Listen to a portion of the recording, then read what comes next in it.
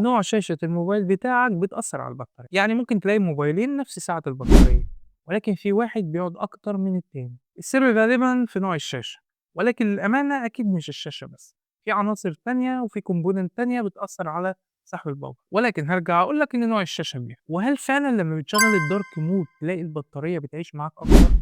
يا ترى هل ده وهم والّا سبب علمي؟ وعشان نعرف نجاوب على كل ده لازم نعرف مين اللي بينوّر البيكسلز بتاعة الصورة. بُص الlight source في شاشات الLED حاجة اسمها الbacklight وده عبارة عن light source موجود في الخلفية، وبما إن الsource هو واحد فده معناه إن البيكسل السودا أصلًا هي واخدة نفس الضوء اللي واخداه البيكسلز المنوّرة. ما هو كده الlight source شغال، يعني مهما غمقت الصورة فالضوء شغال بنفس الدرجة، وده معناه إن البطارية بتستهلك. تعالَ بقى في النوع الحديث هي شاشات الOLED، هنا كل بيكسل بينوّر لوحده بذاته، يعني كل بيكسل بيطفي ده معناه إن هو بيستهلك زيرو، يعني الlight موجود في البيكسلز نفسها، فكل بيكسل مستقل بذاته، فلو بيكسل بقى أسود كل الحكاية إن الlight بتاعه هيطفي، وده معناه إن الباور دي هتتوفر، وبالتالي البطارية تقعد فترة أطول، وهنا بقى معناه إن أسود يعني بيكسل مطفي يعني زيرو استهلاك.